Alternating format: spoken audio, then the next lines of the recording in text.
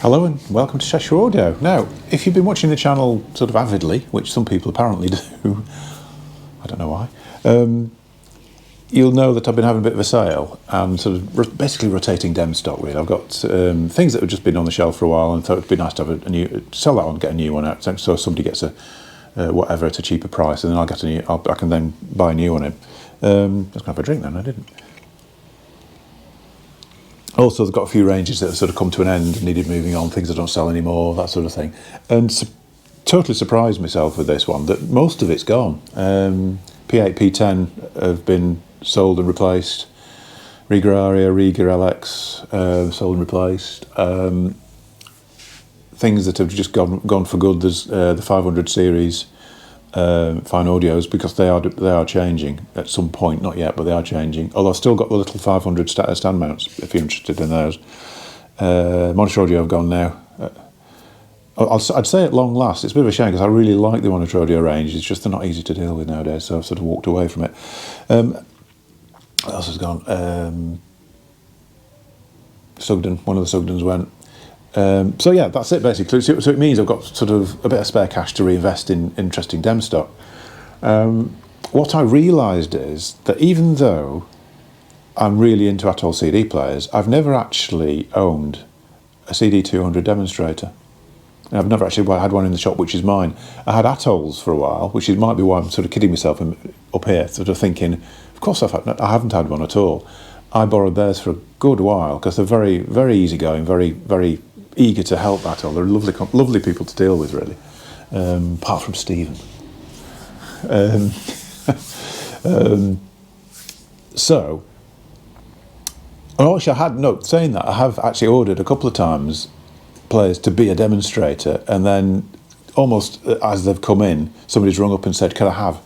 So what I'm going to do is I'm going to do an unboxing of this one, which has arrived. And once it's out of the box, it's my demonstrator. It's not going anywhere. So if that phone rings now, I'm going to ignore it. Okay, because I'm determined to have one of these out. Partly because I think this is kind of the gem of the range. Yes, they do better CD players than this. But the price is ridiculous for the quality of it, really. I mean, the build is amazing. The sound quality is just ridiculously good for the money. It's interesting, the CD200, I do get this a lot with Atoll anyway, and it's something that does happen with Sugden and certain other brands a little bit. But generally, I'll sell a product to somebody and they'll only really ring you if they've got any issues. You know, how do I connect this? How do I do that? You know, does it need to be on this shelf or whatever? It's not often that people ring up and say, this is amazing. So, which is sort of surprising me a little bit, but you know, it's one of those things. But with Atoll, yes, they do. And I think it's because it's a bit of an unknown brand that hasn't particularly got much heritage in the UK. In Europe, it's massive. It's really well known. It's just one of those brands that's sort of the sort of go-to brand for sort of purist hi-fi, really. But in the UK, it's slowly gaining ground. So it's not quite got that sort of, you know, inner knowledge of what the things are going to be like, really. The CD200, I would say, this sounds like a bit of overplay, really, in a way, but I reckon if you doubled the price of this, it would still be astonishing. And it's partly because, like I said, people ringing me back. I've had customers who owned, I've got one guy who had a CDX2 name, which is a really good player, who decided he downsized his system and he wanted to go to less boxes because he had a big name system and whatever else.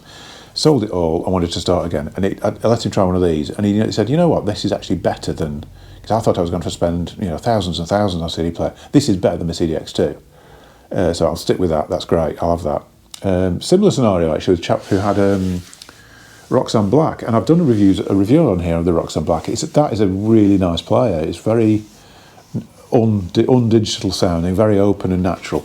And he'd had a few issues with it, which is unusual, to be fair. He'd had a couple of issues with transports, and said, look, I think time to call it a day. Let's walk away from the Black. What else is there? I don't want to spend loads of money. What else is there? So I lent him one of these. Same scenario again. This is loads better than the Black. Loads better than the Black. And both people said the same thing, that it was to do with soundstage and believability of the musicians, which is something you don't often get with CD. CD tends to be quite two-dimensional, and very sort of a bit austere in its presentation. It doesn't really sort of have any warmth or sort of what do you call it, sort of attachment to the music somehow. You don't feel like these are guys who are playing music and enjoying themselves. It's just here's a representation of what they've done, and it's like that.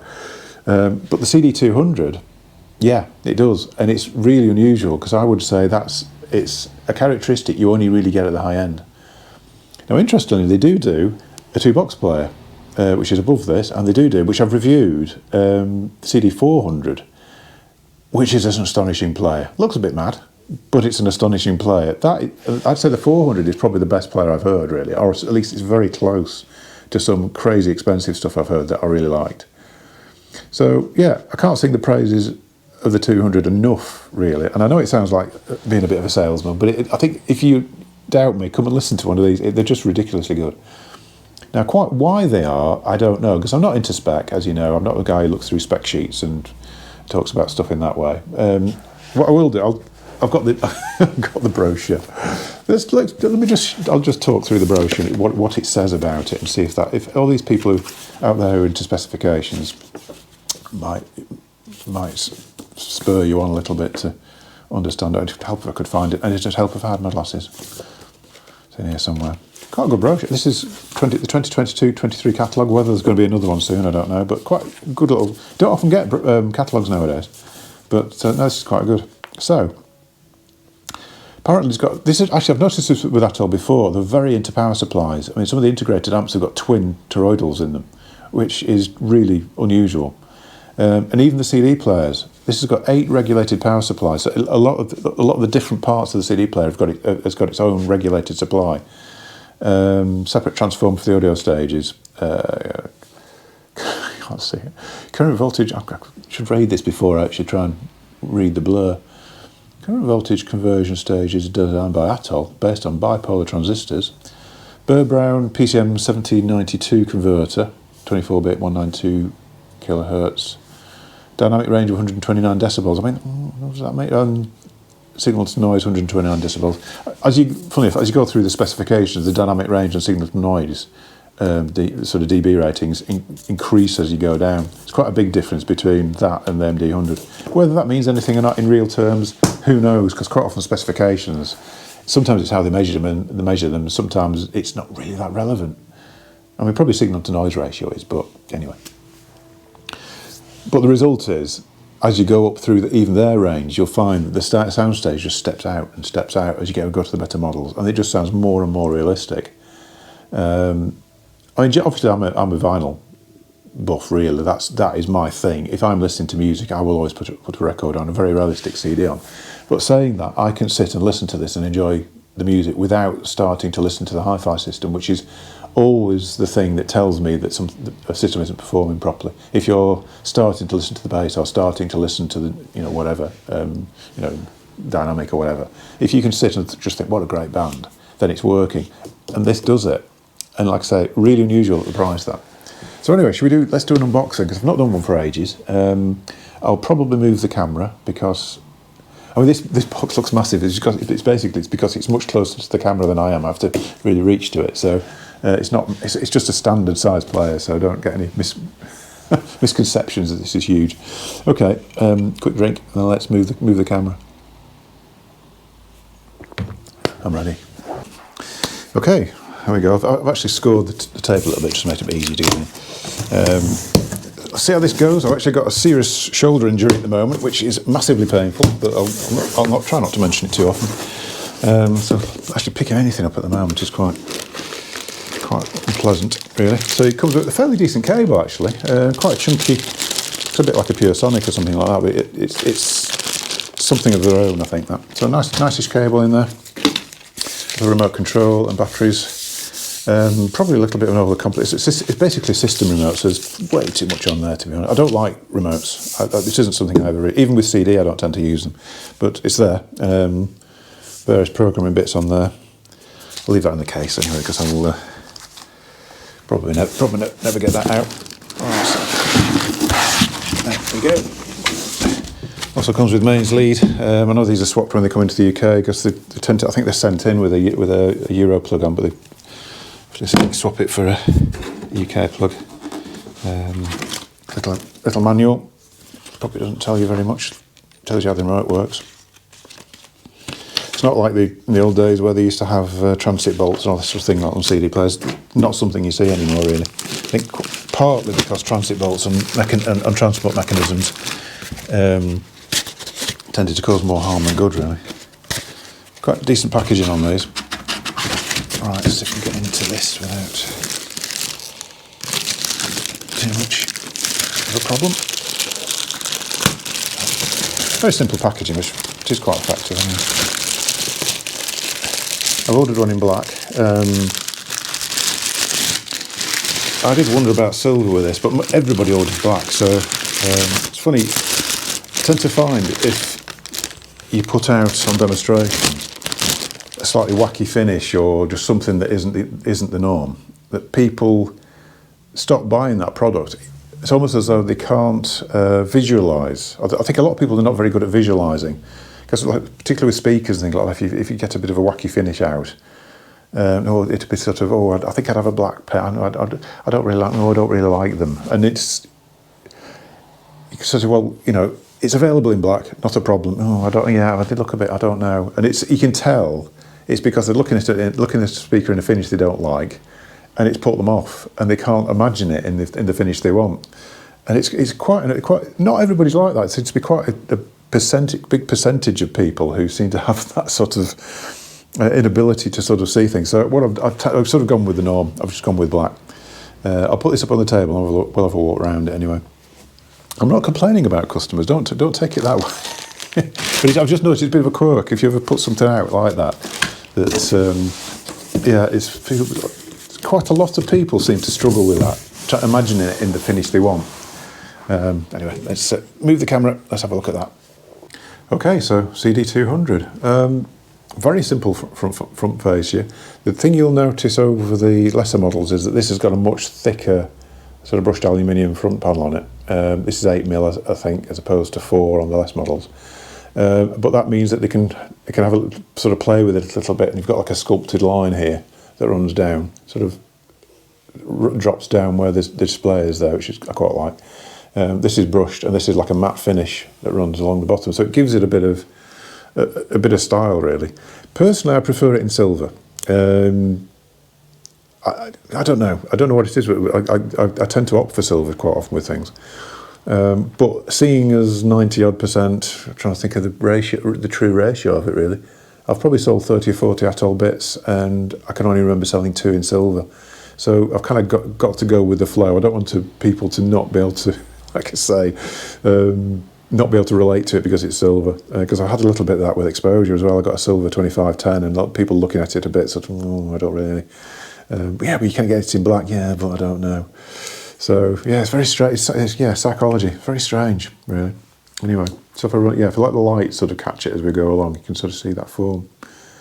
Very simple to use, really. I mean, obviously the remote's got every function you would ever need, but if you weren't using the remote, you've kind of got what you want, really.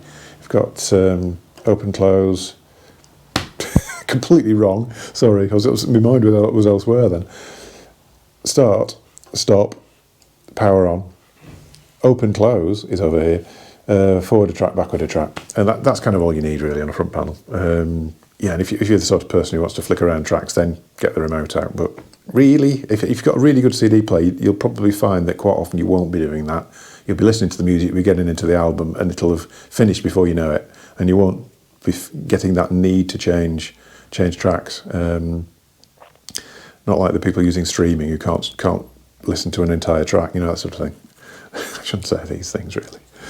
So so very straightforward. The actual sort of mains on is at the back. So what you have to do is switch on at the back. I'm trying to show you. Let's walk around the back a bit. Big switch at the back. Switches on, and you can kind of leave it on, I suppose, really. So it goes into like a standby mode, and there's a little segment there lit up to show that. Press on. Tries to load, can't find a disc. So let's open up. Nice quiet mechanism. These are TIAC transports, actually, which, I mean, TIAC always had a fantastic reputation with CD, particularly for transport. So it's quite good that they've incorporated that. A bit of Neil Finn on there, so we're not playing any music because YouTube will shut us down, but just to show the operation really. Close, or you can press play again. Reads the disc, and eventually track listing, so I can play. Pretty quiet in operation actually, really, partly because it's quite a solid machine. The transport is actually quite well isolated as well. They spent quite a lot of time on isolation on it. When you open these up, the internals of them, they're very, very, very neat. Lots of discrete stuff. Yeah, they don't look like CD players normally look. In fact, I might just take the lid off.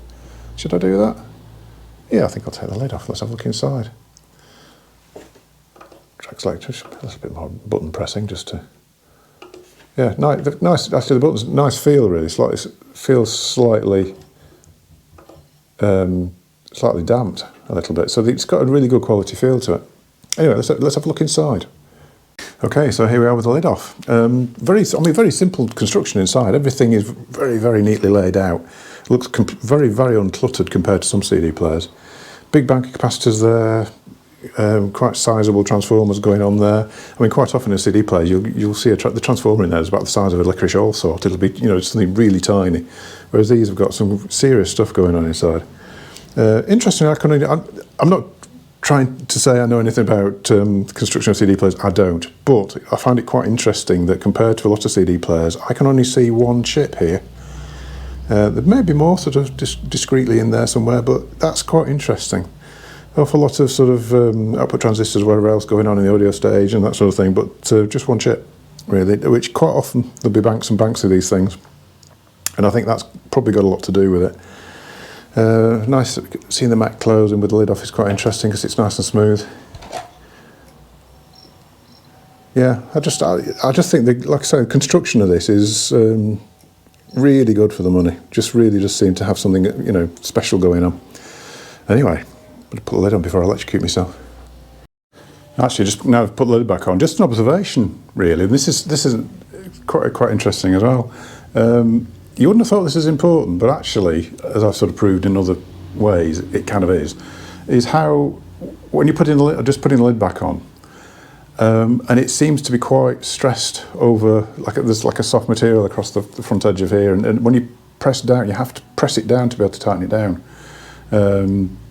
It's quite tricky to get the lid back on, but what it means is that it's actually it's very solid. It doesn't ring like a lot of CD players. When you tap them, they clang.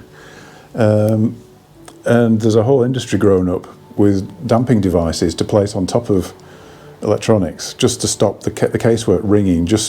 And it does improve the sound. So even simple stuff like casework, they seem to have thought it through and made it so, yes, okay, it's a bit tricky to put on, but it'll damp it and it'll make it help the sound quality, all this sort of thing. So it all adds to the sort of ultimate sort of sound, really.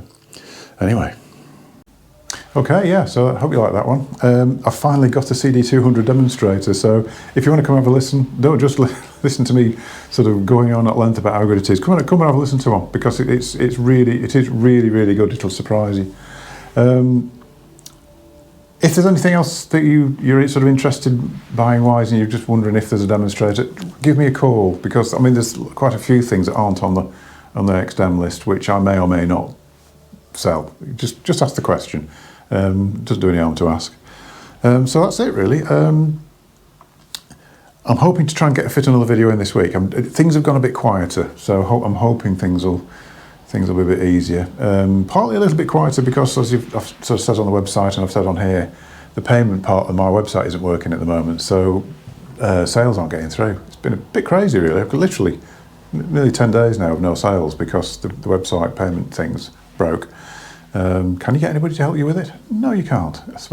But theoretically, in the next few days, I should have a new kind of provider thing that's sorting it. So I should have a new gateway soon. Anyway, hopefully. Let's leave it there. Don't forget to give a subscribe and a like, and I'll see you in a future video. Thank you very much.